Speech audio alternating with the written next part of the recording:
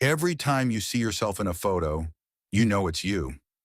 No hesitation. But the second you hear your own voice in a recording, a video, a voice note you sent by mistake, something breaks. That's not me. It sounds weird, higher, like a stranger. And here's the wild part. Your brain isn't lying to you about your face. It's been lying to you about your voice. You've spent your entire life listening to a version of yourself that no one else has ever heard. Think about it. Your face, you see it every day. In the mirror, in photo reflections, in your phone screen, in the microwave glass. Thousands of times. Your brain had years of practice accepting that image as me. But your voice, you've never heard it that way. Not once. Because when you talk, you're not just hearing the sound that leaves your mouth and travels through the air to your ears. You're hearing something else entirely, and you don't even know it. When you speak, sound reaches your ears through two paths at the same time. One is through the air, the same way it reaches the person standing in front of you. But the other path is inside your own skull. The vibrations from your vocal cords travel directly through bone and tissue straight to your inner ear. And here's the key part. Bone conducts low frequencies better than air does. So that internal path adds extra bass to your voice, bass that nobody else ever hears.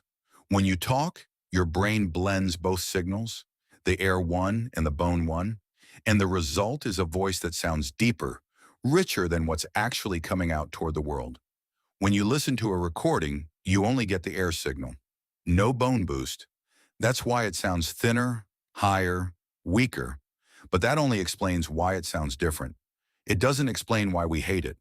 That's where psychology comes in.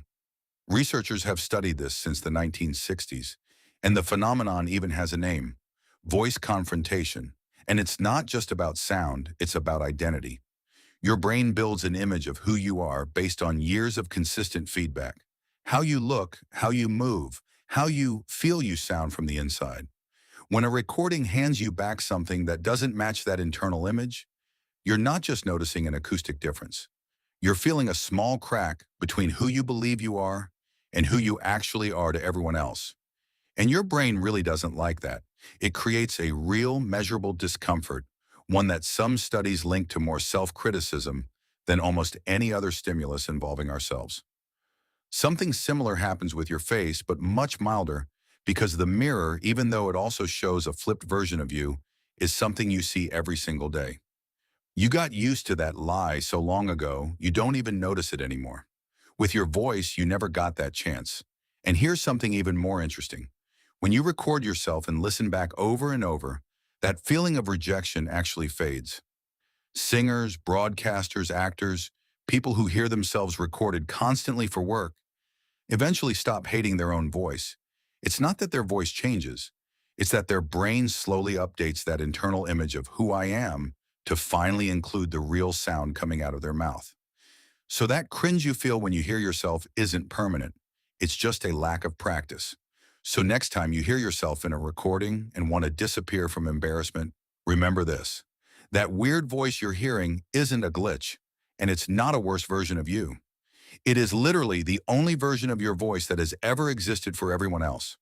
The strange one is the one inside your own head. And once you think about it that way, it's a little less scary. If this surprised you, hit like and let me know in the comments. Do you hate hearing yourself recorded too?